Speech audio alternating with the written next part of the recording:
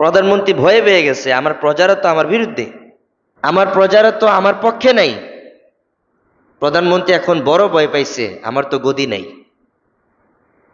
নেতারাও ভাবতেছে প্রজা সব চলে যাইতেছে মোহাম্মদের দাওয়াত শুননা, আমাদের এই নেতাগিরি আর থাকবে না। তখন প্রধানমন্ত্রী কি করে জানেন? প্রধানমন্ত্রী তখন আপোষের একটা মিটিং টানেন। আপোষের মিটিং। আপোষের মিটিং কি বুঝেন?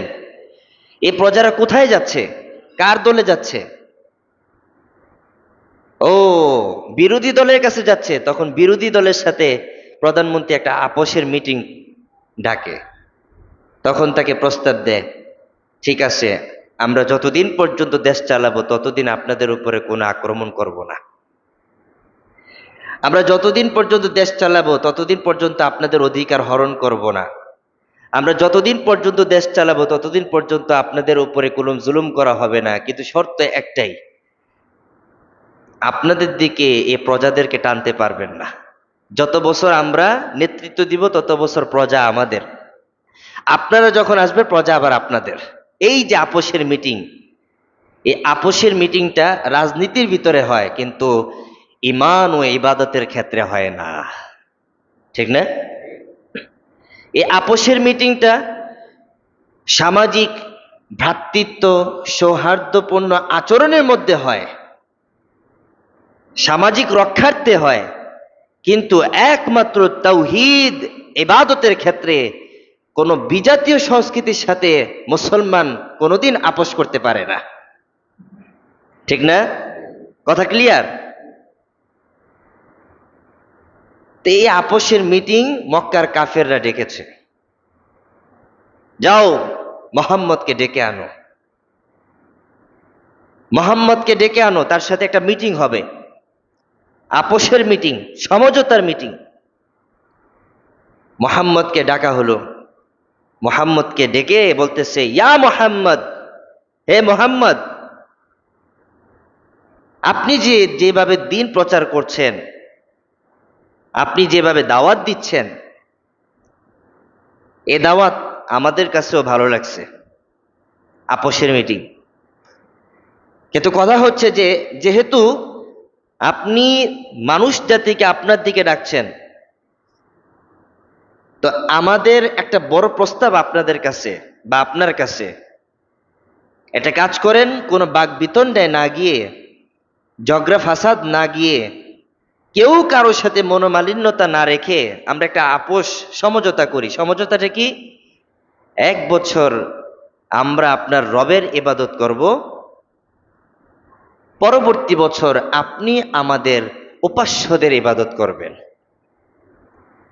এই আপোষের মিটিং কারা রেখেছে? মুহাম্মদ না মক্কার মুশরিকরা? মক্কার। আপোষের মিটিংটা তারাই ডাকে যারা দুর্বল, যারা বড় ছিল হঠাৎ দুর্বল হয়ে যাচ্ছে, আপোষের মিটিং তারাই ডাকে।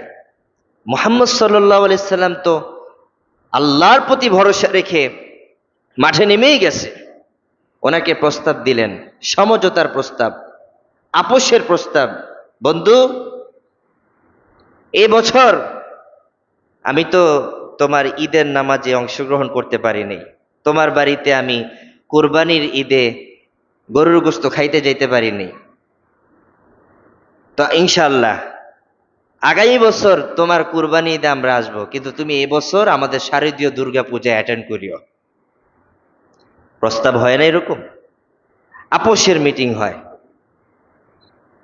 নতুবা কোনো মুসলমান, কোনো হিন্দু কিংবা ভিন্ন ধর্মাবলম্বীর প্রভাবে প্রভাবিত হয়ে সে মুসলমানকে দিয়ে আরেক মুসলমানকে টার্গেট করায় যে যে কোনো মূল্যে হোক তাকে এ পূজায় অংশগ্রহণ করাতে হবে। আপোষ।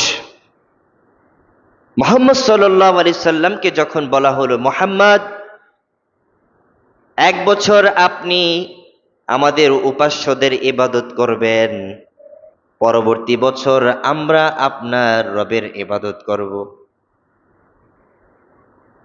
যদি আপনার দিন সত্য হয়, উত্তম হয়, তাহলে এর অংশ আমরাও পাব। আর যদি আমাদের দিন, আমাদের প্রচার, আমাদের ধর্ম সত্য হয়, তাহলে এর অংশ আপনিও পাবেন। অংশ পাবেন মানে সোয়াব পাবেন। প্রস্তাবটা ভালো না?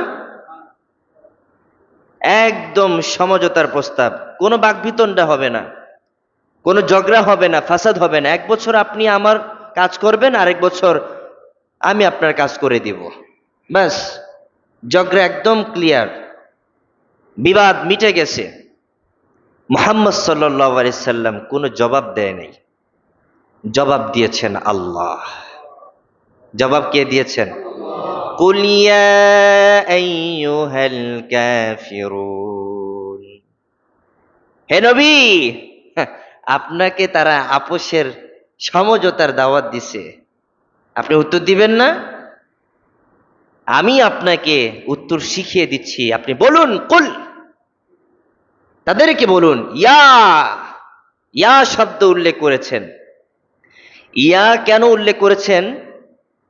কোনো একটা বিষয়কে খুব বেশি গুরুত্ব বোঝানোর জন্য, কোনো একটা বিষয়কে সবার সম্মুখে স্পষ্টভাবে তুলে ধরার জন্য ইয়া শব্দ ব্যবহার করা হয়। কি ব্যবহার করা হয়? চলেন এর একটা উদাহরণ দিয়ে বুঝাই। এখানে অনেক মুসল্লি, অনেক মুসল্লি না? এখন আমি যদি বলি আমার জন্য কেউ একজন পানি নিয়ে আসুন, এখন কেউ একজনের ভিতরে কি শুধু একজনে উঠবে না অনেকে উঠার চেষ্টা করবে? ঠিক না? অনেকে উঠার চেষ্টা করবে না? করবে না? কিন্তু আমি যদি কোন একজন নির্দিষ্ট ব্যক্তিকে বলি, মুয়াজ্জিন সাহেব আপনি 1 গ্লাস পানি নিয়ে আসুন, তাহলে উনি ছাড়া আর কেউ উঠবে? ঠিক আল্লাহ এই কারণেই কোরআনে কারীমের মধ্যে ইয়া শব্দ ব্যবহার করে বুঝাইছেন। এই কথাটা আল্লাহ মক্কার কোন বাসিন্দাকে বলে নাই, এই কথাটা আল্লাহ তাআলা কাফের ও মুশরিকদেরকে বলেছেন। এই কথাটাকে স্পষ্ট করার জন্য আল্লাহ তাআলা ইয়া শব্দ দিয়ে শুরু করেছেন। কথা ক্লিয়ার? ইয়া আইয়ুহা, এটাও ইঙ্গিত বোঝানোর জন্য ব্যবহার করা হয়েছে। এই ইয়া শব্দ দিয়ে একটা বিষয়কে ক্লিয়ার করা হয়েছে। কাদেরকে বলা হইতেছে?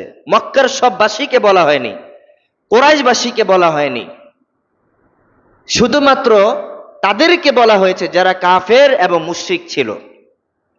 এজন্য একটা ইঙ্গিত দিয়েছেন, তাদেরকে বলো, অন্য কাউকে বলিও না। তারা তোমাকে সমঝোতায় আসতে বলেছে, তাদেরকে উদ্দেশ্য করে বলো ইয়া। আর একটু জোরালো ভাবে বলো আইয়ুহা। কুল ইয়া আইয়ুহা, আর জোরালো ভাবে স্পষ্ট করে জানাই দাও তাদেরকে, হে কাফেরবাসী। কুল ইয়া আইয়ুহাল কাফিরুন, হে কাফের, হে কাফের জাতি। জবাব কে দিচ্ছেন? জবাব কে দিচ্ছেন? আল্লাহ নিজে জবাব দিচ্ছেন, নবীজি জবাব দেয় নাই। এতে বোঝা যায় আল্লাহর দ্বীন, ধর্ম, ইবাদত, বন্দিগি, তাওহীদ, এই সমস্ত কিছু, সব কিছু কার ইশারায় হয়?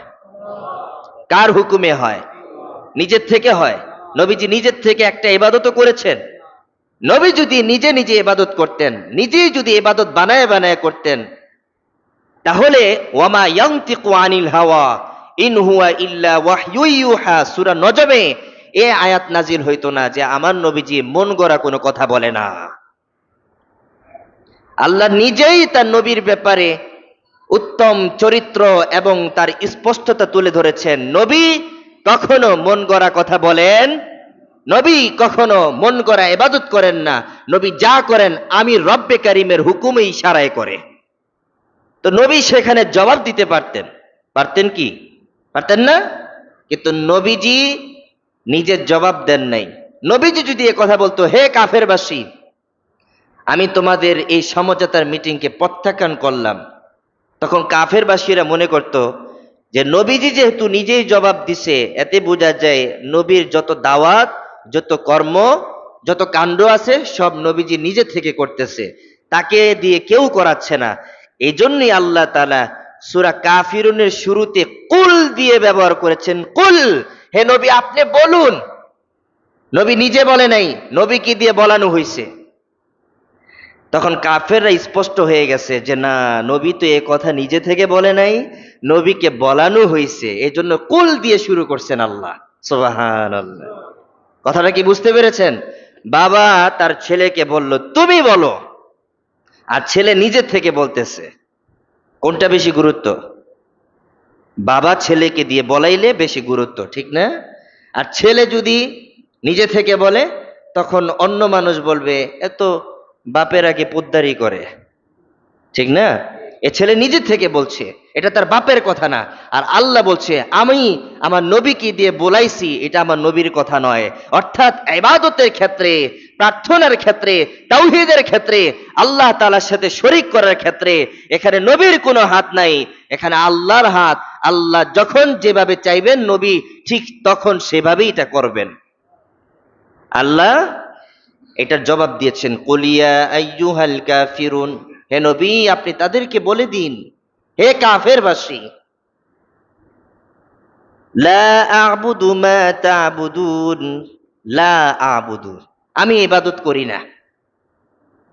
হে নবী আপনি বলে দিন কাফিরবাসীকে, হে কাফেররা, হে মুশরিকরা শোনো, লা আ'বুদু মা তা'বুদুন, তোমরা যার ইবাদত করো আমি তার ইবাদত করি না। নবী নিজে থেকে বলছেন না আল্লাহ বুলাইছেন? নবী নিজে থেকে বলে নাই, আল্লাহ বুলাইছেন, আল্লাহ বলাইছেন ওনাকে দিয়ে। নবী আপনি বলে দেন তোমরা যার ইবাদত করো আমি তার ইবাদত করি না। লা, আমি করি না, না এখানে শুধু সাধারণ নায়ের অর্থে না, ব্যর্থহীন বোঝানোর জন্য বোঝানো হয়েছে, আমি তোমাদের উপাস্যদের ইবাদত করি না। এটা সাময়িক না নয়, এটা সাময়িক না নয় যে না এখন আমি না করলাম হুজুরের ভয়ে, বাপের ভয়ে, চাকরি হারানোর ভয়ে, ব্যবসা হারানোর ভয়ে, লস খাওয়ার ভয়ে না করলাম, যে না এখন করব না। কিন্তু পরবর্তীতে সে হা বলার সুযোগ আছে, আছে না নাই? কিন্তু নবী বলেছেন লা আবুদু মা তা'বুদুন, তোমরা যার ইবাদত করো আমি তার ইবাদত করি না। এটা এখনো করব না, ভবিষ্যতেও করব না। এটাকে বলে দ্ব্যর্থহীন ভাবে স্পষ্টভাবে নবী জানাই দিলেন, তোমরা যার উপাস্য করো আমি তাদের উপাস্য করি না, আমি তাদের পূজা করব না, আমি তাদের ইবাদত করব না।